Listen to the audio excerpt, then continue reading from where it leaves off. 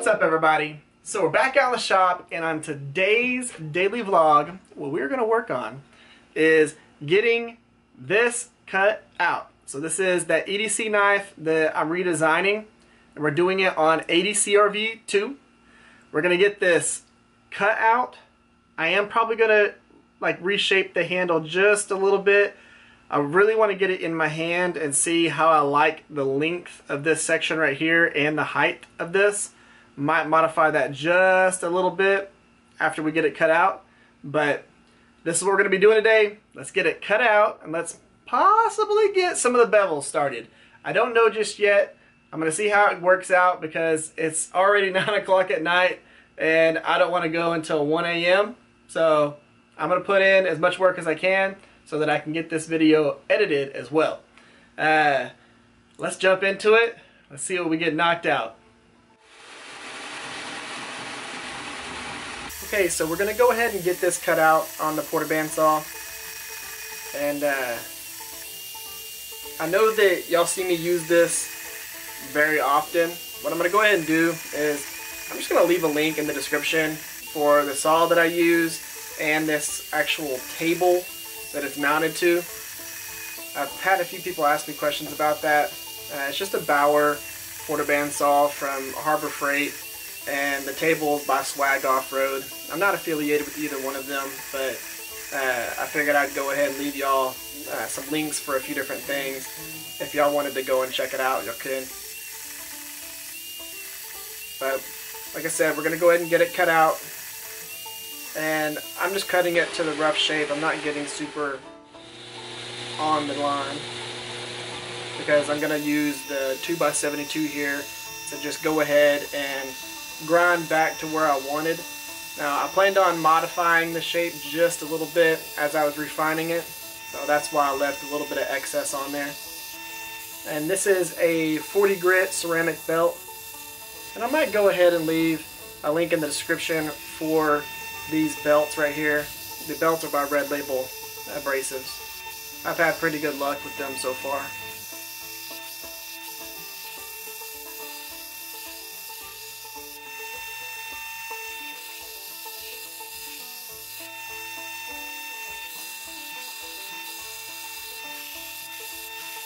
Now, if you remember, I said that I was possibly going to change up the handle shape a little bit. I did decide to go ahead and do that because I wanted the handle to be just a little bit longer than what I made it out to be on the template. And then I wanted to change where the lanyard hole was going to sit.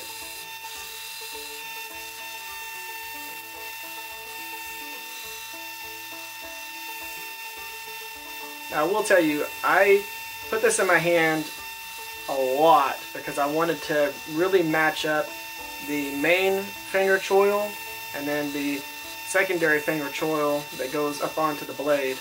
I wanted to make sure that it felt comfortable in my hand and that I didn't have any weird hot spots for whenever I was holding it.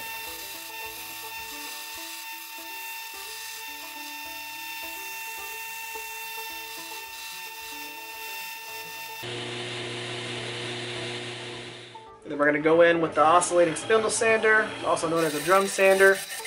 This is equivalent to a small wool attachment on a 2x72. So we're going to go in and we're going to really smooth out those finger choils with this smaller diameter drum. And this is an 80 grit drum that I'm using right now.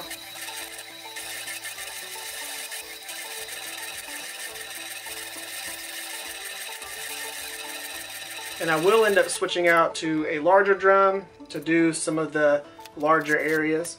I'm only going to show a little bit of this part because I really kind of get into the recurve area on the blade, and then I'll get into the handle, and I do end up going all the way around it, but it's nothing special to watch. Now what I'm going to do here is I'm going to go ahead and black out the whole side of the blade so that I can mark where the handle is going to be and where I'm going to end up putting my pins. And I'm just using the calipers to get the centers as I'm going through because this handle has different thicknesses where the pins are going to rest, and I like to center them all the way down.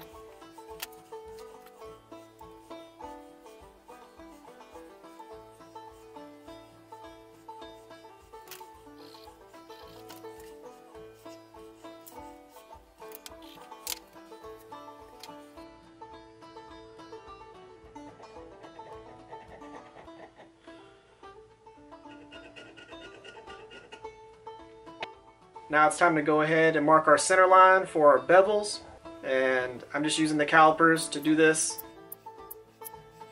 I use different methods depending on what type of steels, if I'm using a rasp or a file, but calipers did a great job marking a center line on the edge here.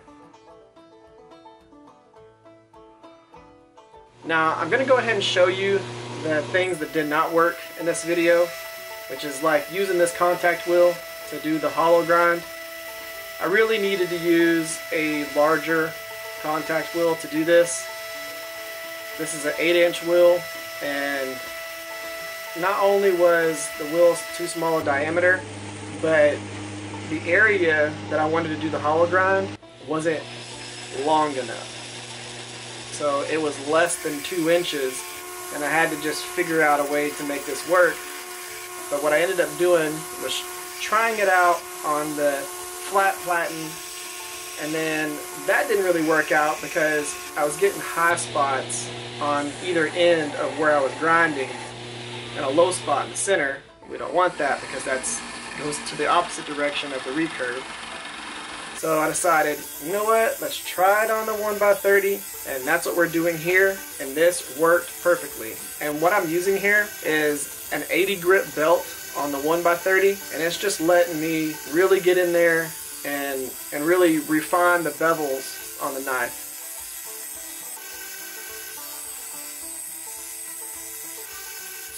I don't like using my plunge line jig when I'm doing this on the 1x30, so I just did it all freehand.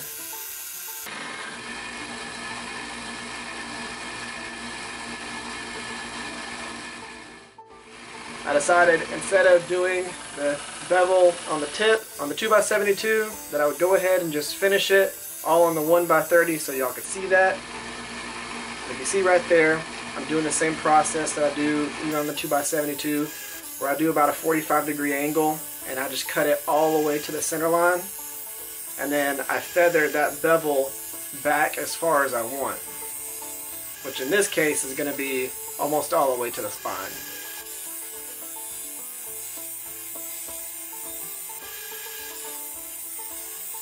And at first I was going to leave a little bit of a transition from that bevel that's on the tip and then the bevel that's on the recurve, but I really didn't think that was going to transition well, especially if I end up doing a Kydex sheath or something like that. It would have a flare towards the end of the blade, and it would make it real awkward to put into a sheath and out of a sheath. And I like my knives to be smooth and have good transitions.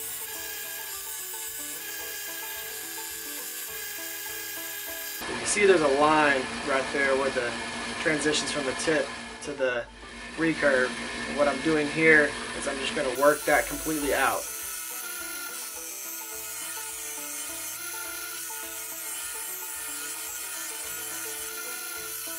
You know, don't be afraid to change it up as you go, because sometimes your end results are even cooler whenever you decide, okay, I need to modify this because the initial plan was not going to work. At least with the tools that you have, and a lot of people that are watching my channel, they don't have thousands of dollars worth of tools, so this is perfect for y'all to be able to understand that sometimes you might have a plan, but you might not have the tools to execute that plan when you're halfway through the project, and then you need to go ahead and change it up, and this is what I'm demonstrating right now.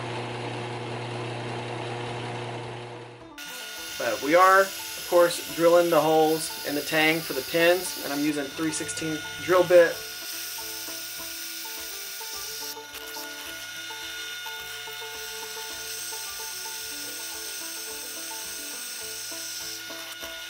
I'm drilling through the lanyard hole with the 3/16 drill bit, but I'm going to swap it out for a 1/4 inch drill bit because that is the size of the lanyard tube that we're going to be using.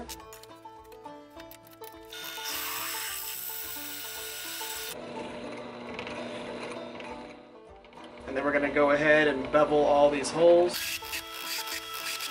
And I did end up drilling a bunch of weight saving holes that you'll see whenever we do the outro. Okay guys, let's go ahead and wrap up today's daily vlog. Now, I of course went a little further than what I was expecting to do. I really was planning on just cutting the shape out, smoothing the shape out, maybe getting the holes drilled and getting that hologram put in the center there. But then I had to change up the design because my contact wheel, the 8-inch contact wheel, is too small. I need a much larger contact wheel to get the hologram in this that I really wanted. So we had to change it up and go, okay, let's go back to a flat platen.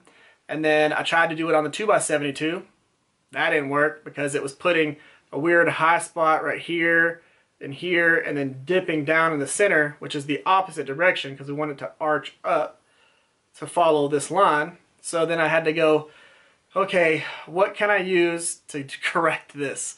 And then I thought, let's try it on the 1x30. And I know a lot of y'all have wanted me to do a knife on the 1x30, so figured why not go ahead and just do that. So we did the bevels and everything on this on the 1x30. And of course we had to go ahead and freehand them without a jig or anything like that because, well, I don't like using the plunge line jig on the 1x30. Now, this is quite a bit different than what we started out with. You know, this was the design here. This is what we ended up with. So the whole point here is to not, again, take a template and go, man, I've got to make it like this or it doesn't work. You know, this is not a build for a customer where they gave me the design and I had to follow it. This is my own design, so I can do whatever I want with it. And after I put it on the steel and then I put it in my hand, I realized I need to make the handle a little bit different. I wanted to put the lanyard hole in a little different spot. I wanted to bring this plunge line all the way back inside the choil here as opposed to right at the edge of here.